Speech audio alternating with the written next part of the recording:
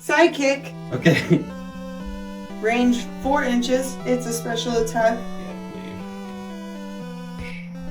Jazwares is out of here. I turned Pokemon into a tabletop wargame, and it actually works.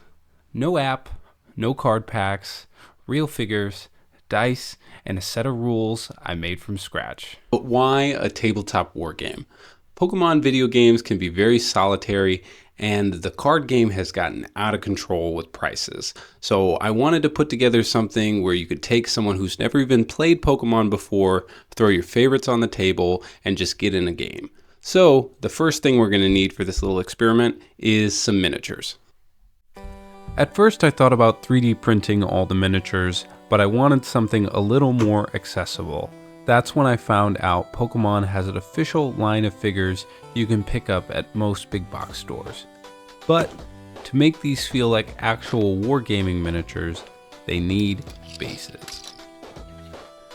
And I didn't just want to glue them down and call it a day. I wanted each one to have its own little environment. I won't make you sit through all 10 of them, but here are a few of my favorites. I grabbed all of my basing materials, grass tufts, water effects, snow, dirt, rocks, basically everything I had, and got to work. The grass bases were the easiest. I brushed on some basing glue, dropped the figures into a tub of static grass, and gave them a good shake. And then they were almost finished. I added a flower or two to give them a little extra personality, and that was it. For the next base, I wanted to make a frozen water scene. I cut a small chunk of foam into the shape of an iceberg, covered the top with miniature snow, surrounded it with water effects, and finished it off with a little tiny lone Pokemon drifting right on the top. But my favorite by far was the lava base.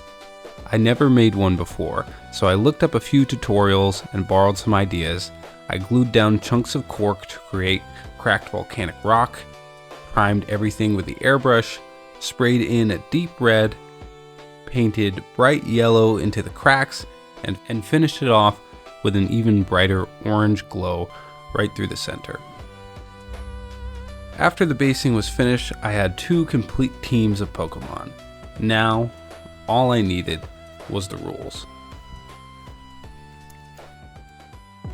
Here's what I was going for when I was thinking of turning this into a game. Competitive Pokemon uses 2-on-2, but for the table, I thought it would be more fun to have 3-on-3 battles with 2 Pokemon in reserve, and the first person to knock out 3 Pokemon would win.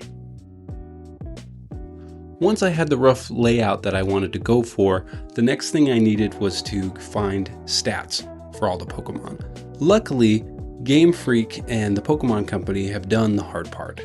All Pokemon have base stats that are available and easy to access online. What I needed to do is figure out how to convert those numbers into ones that would be easily usable on a tabletop using just 1 dice. So I made a conversion chart. This conversion chart, you can take almost any Pokemon base stat and turn them into everything you need for the tabletop. For example, if we take Pikachu's stats and run them through the chart, we get its health. This is also how we get the attack, the defense, speed, and the movement. For this, you're just going to round up to the nearest hole just to make it nice and easy. Then you have combat. This uses a simple action system. The entire game is built around this. Every turn, each Pokemon gets 2 actions that can be spent to move, attack, or use a status move, or interact with the battlefield. I also wanted to add dodging to be part of the game.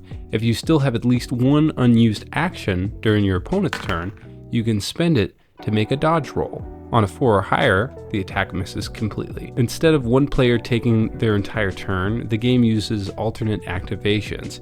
You move 1 Pokemon, then your opponent moves 1, keeping both players involved in the whole game. Movement is measured in inches, making it easy to play on any tabletop with a tape measure. Every Pokemon has access to its learnable move list, but before the game, you'll build a move set by choosing 2 attack moves, one status move, and one wild card move. Range attacks can target enemies between 2 and 3 inches away, while physical attacks require you to be within 1 inch. When you attack, both players roll a d6, add the attacker's attack stat to their roll and the defender's defense stat to theirs. The difference between those is either the damage, but if the defense was higher than the attack, then the Pokemon won't take any damage. Super effective attacks deal 2 additional damage, and then resistant attacks deal 1 less, and if a Pokemon is immune, the attack deals no damage. Now that the rules are done, the figures are based, the only thing left to do is to actually try out the game. If you like this kind of crazy conversions or are into kit bashes, feel free to like and subscribe and check out some of my other videos. But let's get right into it with our first test game. For this, I'm going to be using my girlfriend, who doesn't really know anything about Pokemon and has very little wargaming experience. What do you know about Pokemon? I played Pokemon Go in 2017. So I know that you have to catch them and then you fight 2 Pokemon together. Great. And then how many have you ever played a war game before? Like a tabletop game? I've played Malfo and I've watched Warhammer and Magic the Gathering. That's not a war Okay. game. So the game was underway. The first thing we did was pick our teams with our 3 active and 2 in reserve, and then it was off to the battlefield. The first round was mostly positioning. We spent our actions closing the distance, getting comfortable with the movement system, so nobody was actually in range to land any attacks. By the second round, though, the fight was on.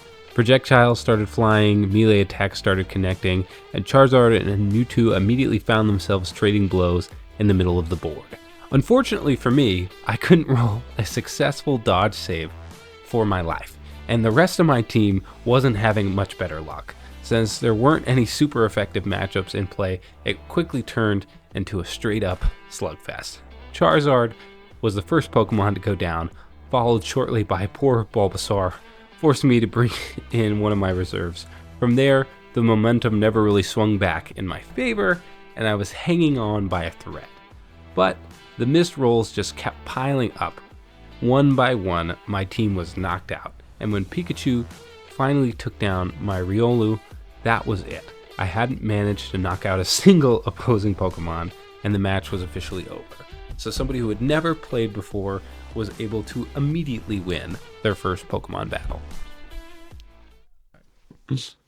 Okay, so having never played a Pokemon game before, what did you think of that game? I felt like it was pretty easy to follow. And it made sense. Okay, I guess. that's pretty good. I'll take that. Is there anything that you would add or change about the game that you played today?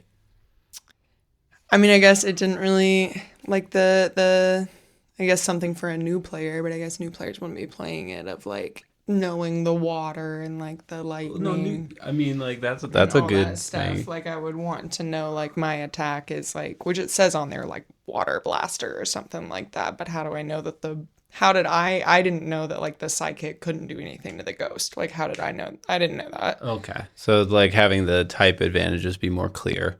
So like maybe if somebody's never done anything with Pokemon, that might be kind of tough. Maybe it would have been good like when I was picking mine. Yeah. If you were like, oh, this one, I probably should. you know, like what they do. Yeah. I guess. I thought you were gonna ask what each thing was, but I should have probably next time. I think I'd probably even listed on the card what type they are next to their name, just to make it easier, and maybe like a picture of Pokemon. But like if somebody was just playing at home, they would just pick up the Pokemon. Hope it'd probably be one that they know and like already. But that's a good note. I went based off of like cuteness and size. Yeah. And I picked Pikachu because like duh. Yeah. Okay. Perfect. So he's a fan favorite.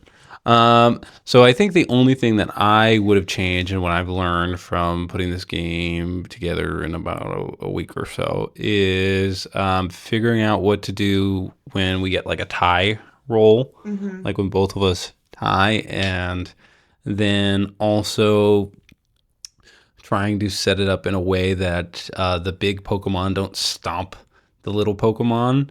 So I think if I could add evolutions to the game, that would be cool. Like if you could get to a spot on the board and then turn your baby Pokemon into the evolved form, I think that would make it better, but you'd have to add a lot more models for that. So, but yeah, what do you, let us know what you think about what rules you would add, and give the game a try and let me know. I'd love to hear from you. Thank you for watching. If you like this video, please hit the like and subscribe. We just got over 150 subscribers, so I'd love to keep that going. Thank you very much for watching.